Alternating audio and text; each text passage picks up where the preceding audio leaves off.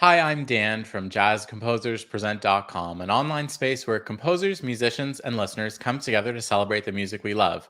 Our October events were wonderful. We presented composer spotlights featuring Tara Davidson and myself, our October Halloween themed roundtable, and listening sessions with Rich DeRosa, Remy Boeuf, Rufus Reid, and Miho Hazama.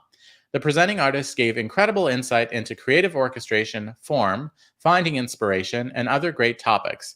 The live Q&As with the community were equally engaging. November's events are off to a fantastic start, and the rest of the month is incredibly exciting.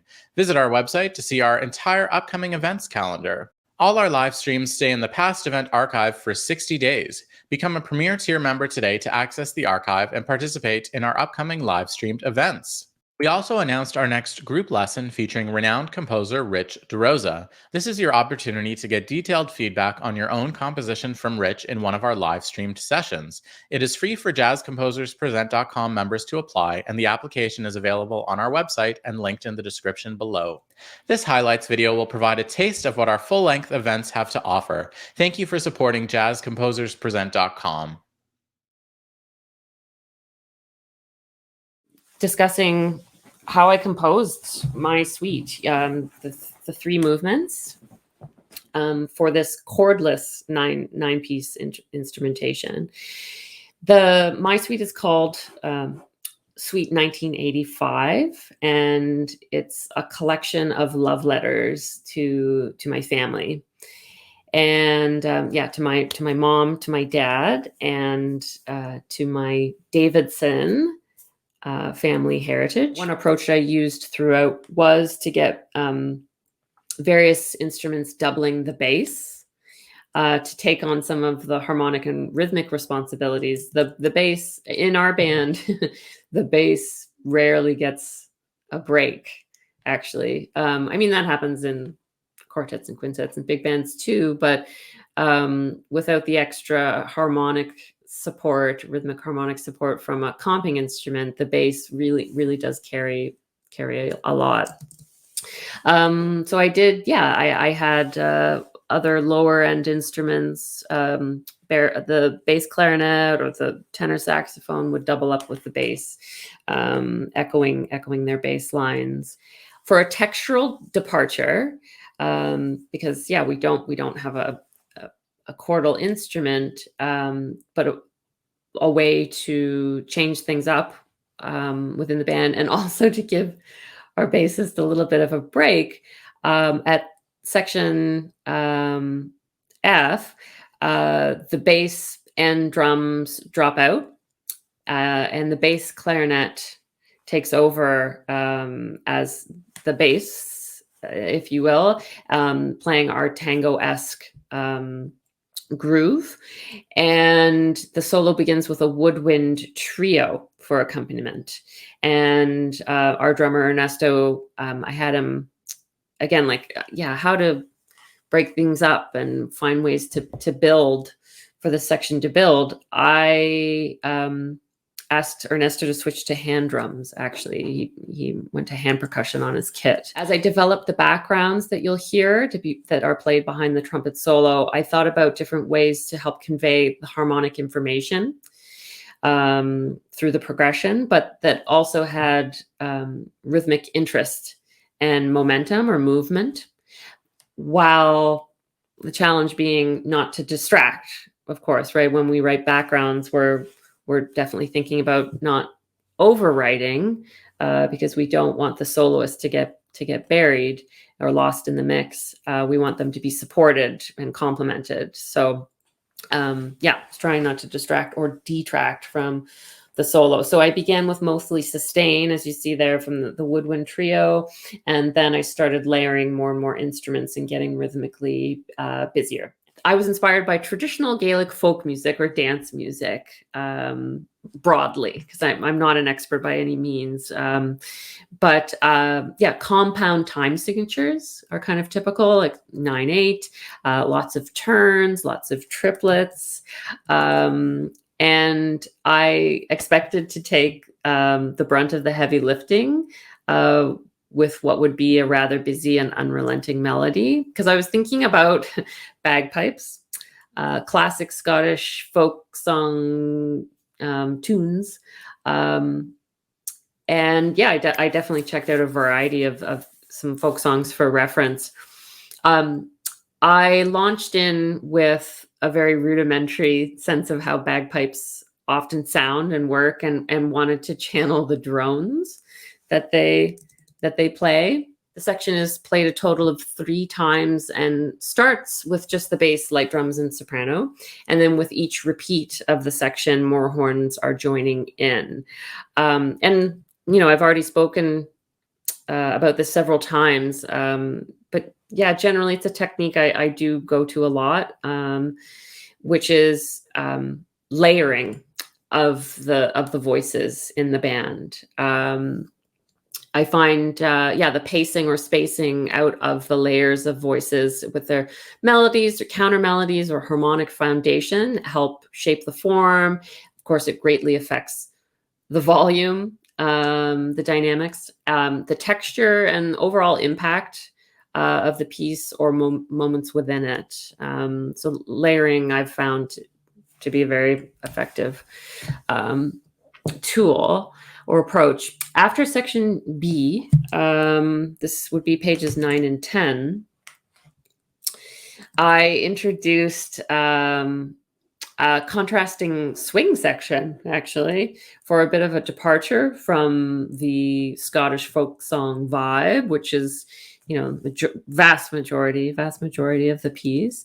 And I also passed off the melodic duties from the soprano, which is busy up until this point. I passed it off to the trumpet and the second soprano voice. Kelly joins me in soprano in this piece, 2 sopranos, so that I could get a bit of a break, a little bit of a breather before what's to come. So we're going to look at number 2 first, the phrase structure. So here's a lead sheet of the tune. You can see it's a 14-bar form, not 12, not 16. The way I thought about it is essentially the last two bars where there would normally be a turnaround aren't there. So the end of the form is lopped off. It gives the piece a bit more of a flowing cyclic quality and hides the grand double bar line. You'll hear what I mean in a minute. So we're going to take a listen to the head in all the way up to where the solo starts. The head is played twice, once with tenor and piano, and then the band plays it a second time. So try to listen for that 4-3-4-3 phrase structure. And this features a great saxophonist from New York, Anna Weber. The saxes and trumpets who are playing a line based off of the first phrase of the melody.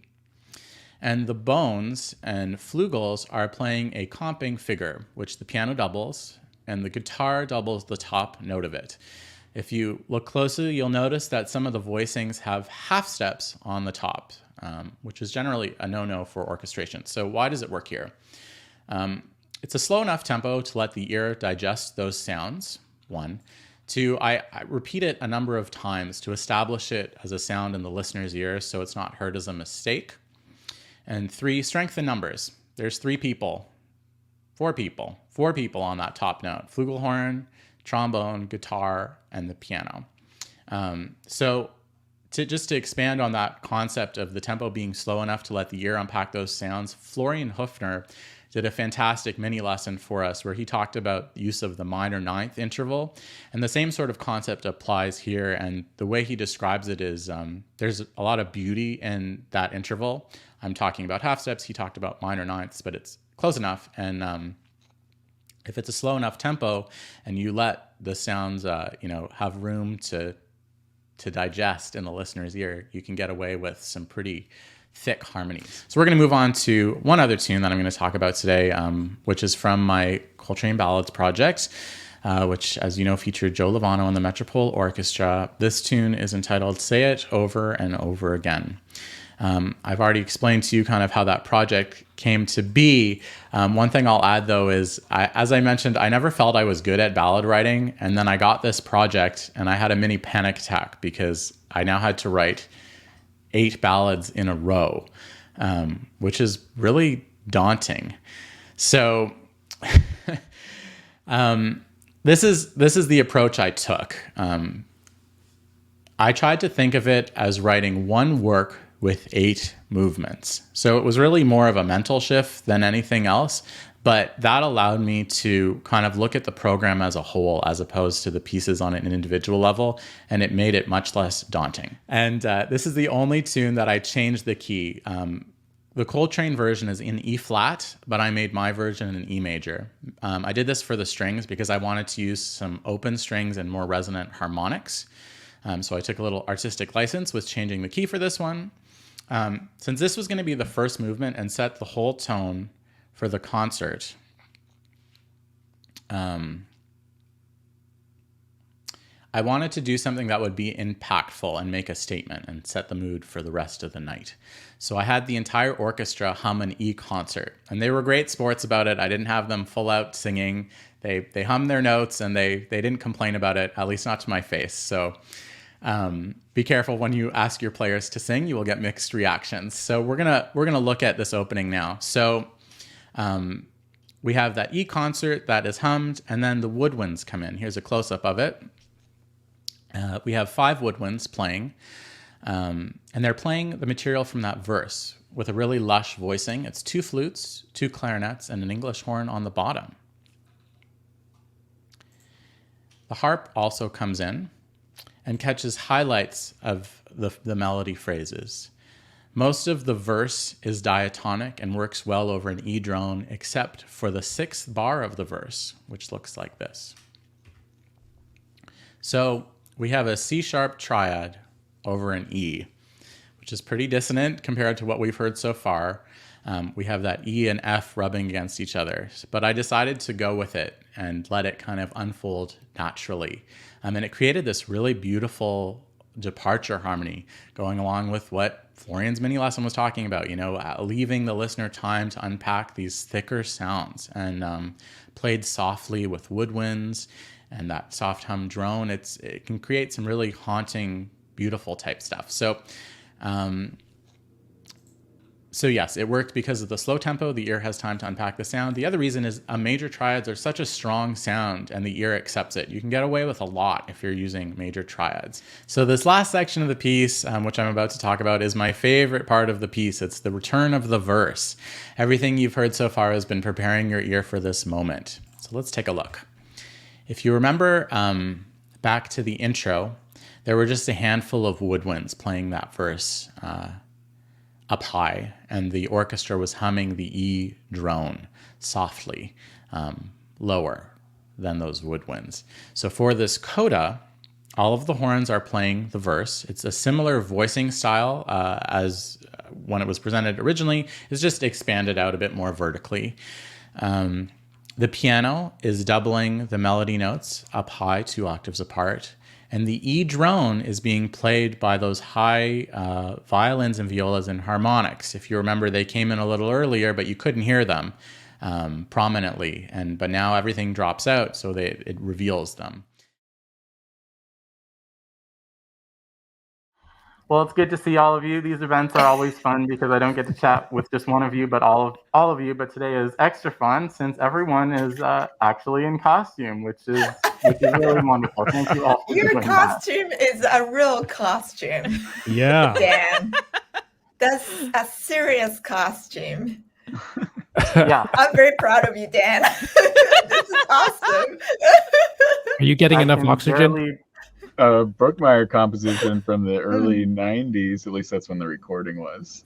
So Bob had been with the Mel Lewis Orchestra at the beginning of the 80s, but he was getting really into classical, more avant-garde composers like Barrio and Stockhausen, so he was checking out a lot of their music and trying to incorporate that into his big band writing for Mel Lewis's band, which didn't really mesh with them, so he packed up and went to Europe and started working with the radio bands over there, where he found more success with that sort of music.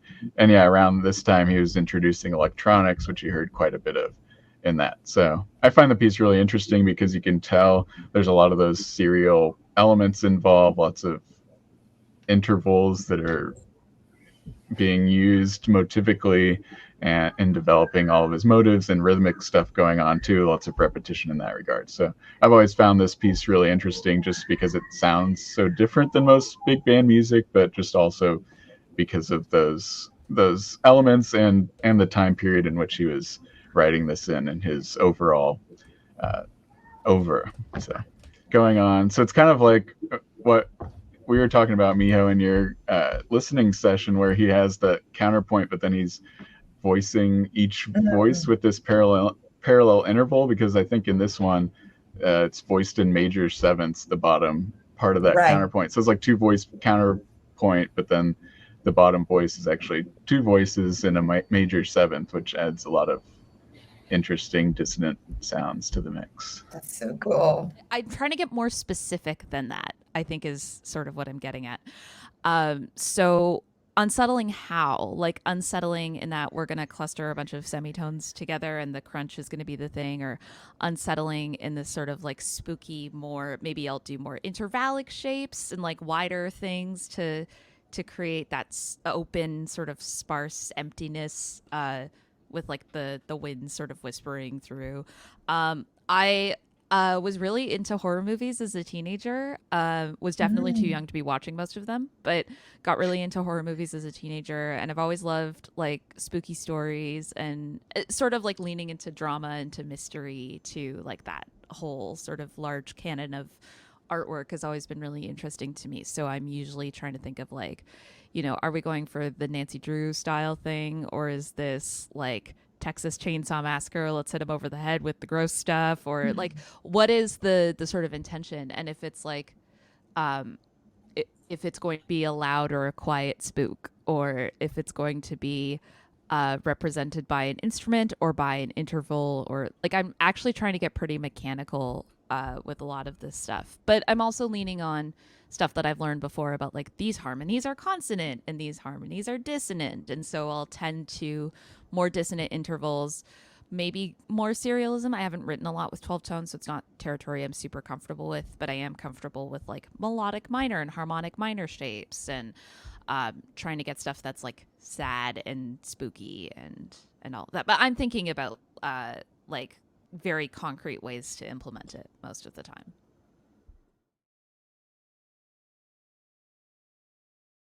It's based on an ostinato. We would call it a loop today. So you'll notice that.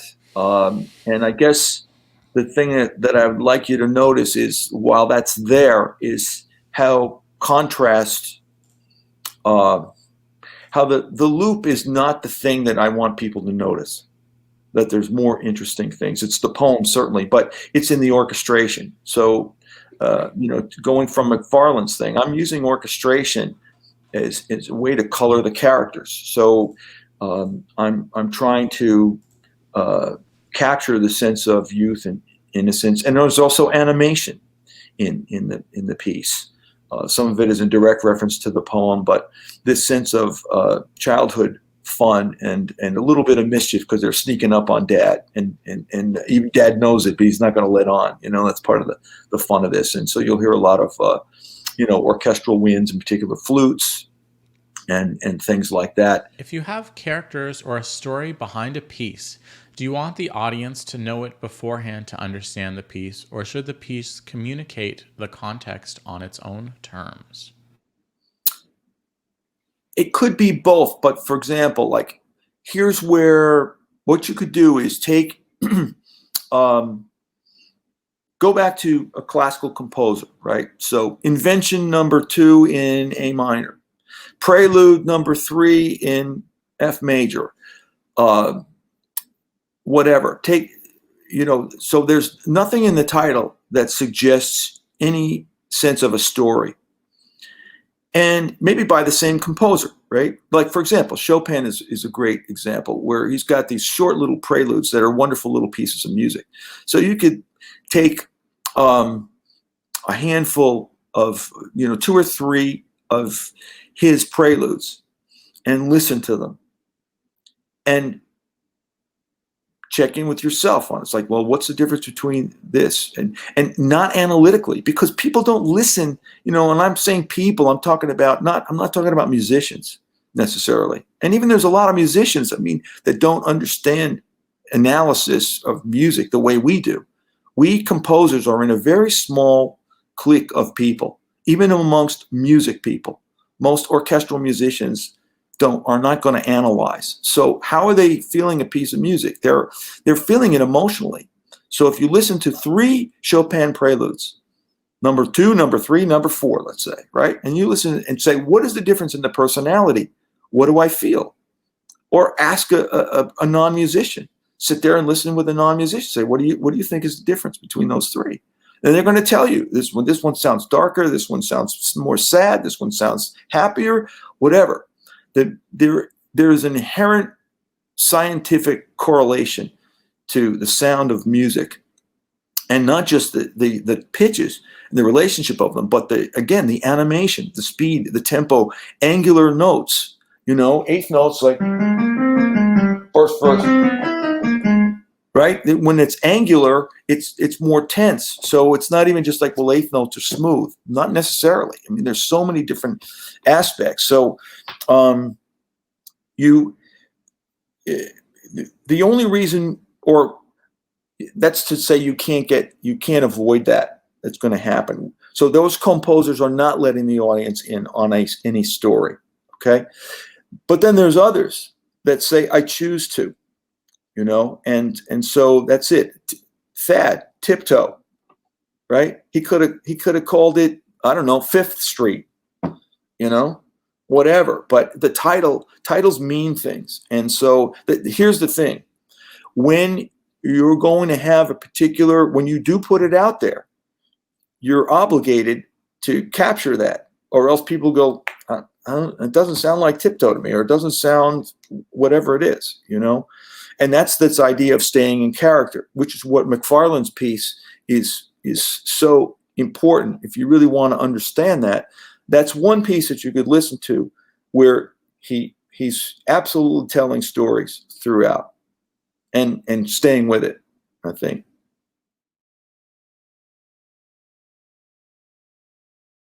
I try to, I figured that a lot of people listening to this is jazzcomposerspresent.com. And I didn't pick a single jazz piece in my listening. And it's not that I'm anti-jazz. I love jazz so much. But I think the theme that I had was like, if you only listen to John Coltrane and that's all you listen to, you're going to sound like John Coltrane. And I think that's really great.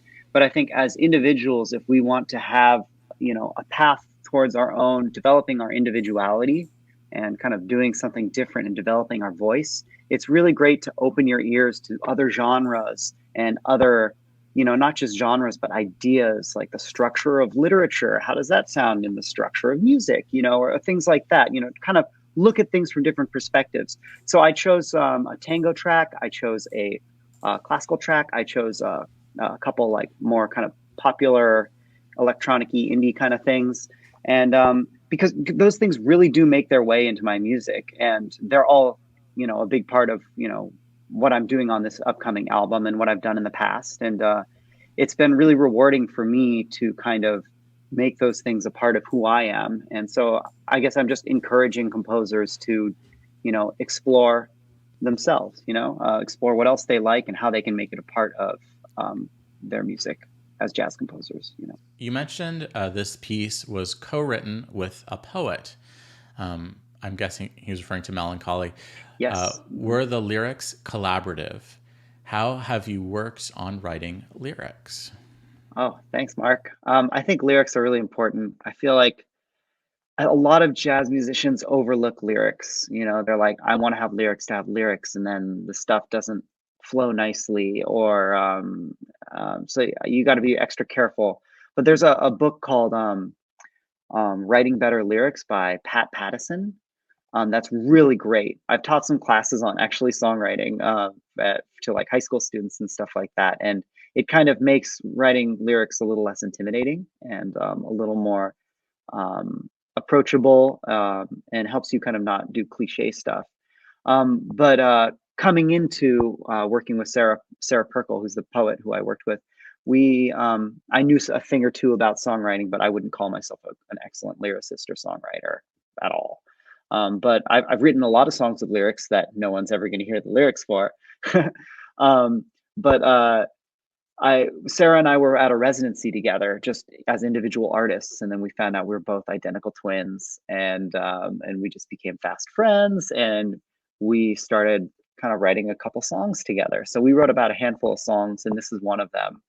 And I created kind of this mood for the song, and Sarah, being the incredible poet that she was, she took kind of the phrase structure of the melody and added some verses to it, and then we adjusted things from there. I think on this particular song, I didn't need to do too much adjusting. We picked the title kind of together using like a kind of process that she had. But during that collaboration, there were moments where I was like, yeah, I think that we need a different word here. Let's change this. I might have given a couple like suggestions here or there and made some minor changes, but like, that's all her. Sarah Perkle, check her out, Google her. She teaches at University of Alabama.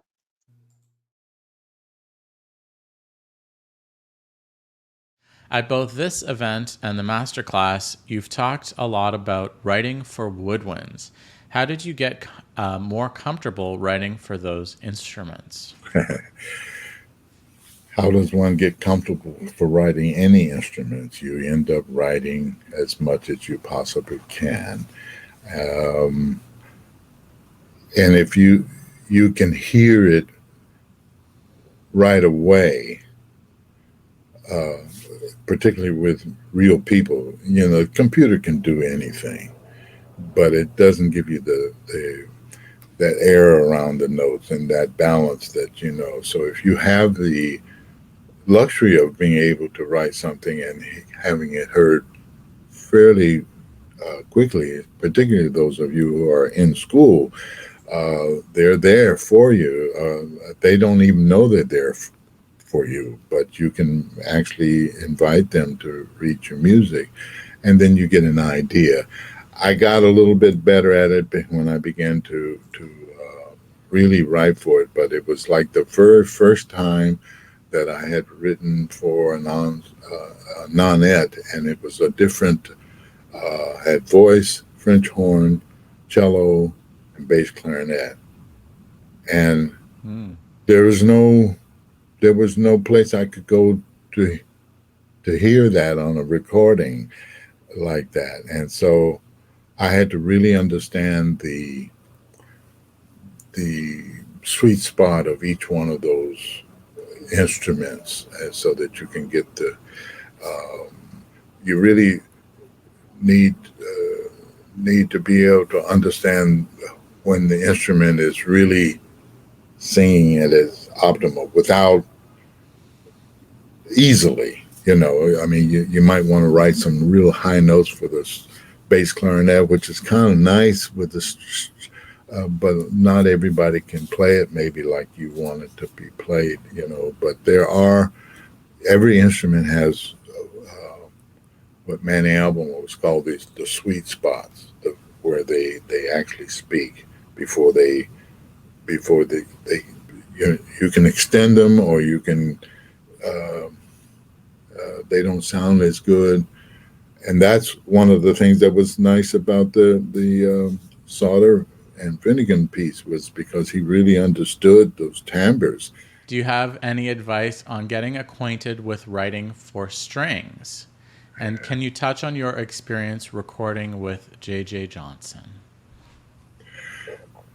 Well, learning to write for strings, I actually have a very, very cheap cello, and I have a very cheap viola, because you can't rent a viola too easily. You can rent a violin, but you can't rent at least I can't. They don't. So when I started learning to write for an orchestra, I actually would try to find some of those notes and double stops and see.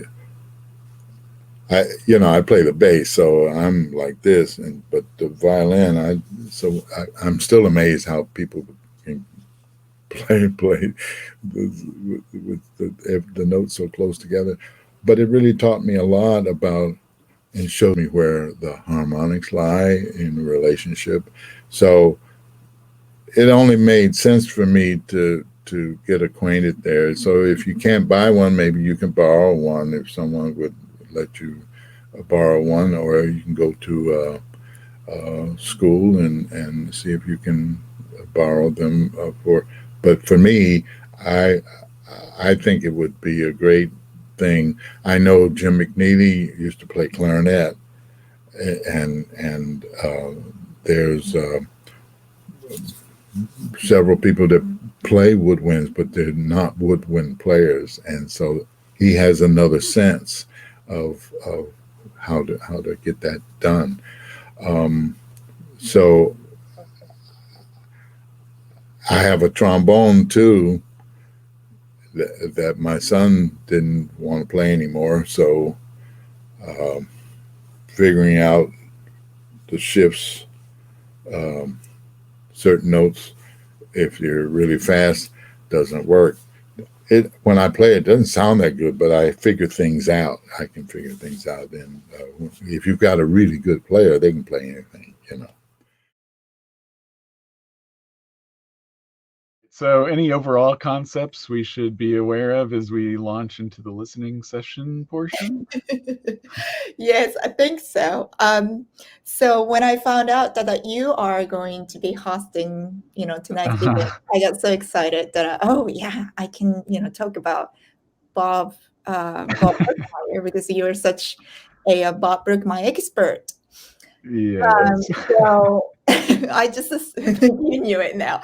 So I just started, searching. Which is my favorite Bob Brookmeyer, record or like pieces. Mm-hmm. And then all of a sudden, I just started thinking about all composers with the name Bob.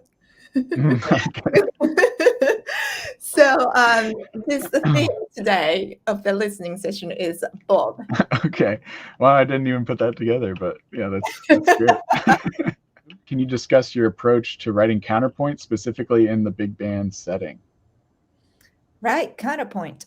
Well, what I think about counterpoint is that, I think I'm going to just say my opinion first, and then I'd love to hear your opinion as well. But as a person coming from classical music background, counterpoint was my mandatory class and then lesson and the degree, of course. And then I absolutely hated it because there are so many rules that you can't do. It's always nope, and there's no possibility. So, but now looking back, what I learned from that, I feel like that's the very, very fundamental part of me being a composer, to think what sounds really normal, or what sounds really harmonic or tonal or not. So I'm breaking those rules, knowing that I'm breaking. Mm-hmm. So like now I can tell if people are breaking those rules without knowing it. I know it. So that actually that's kind of bothers me.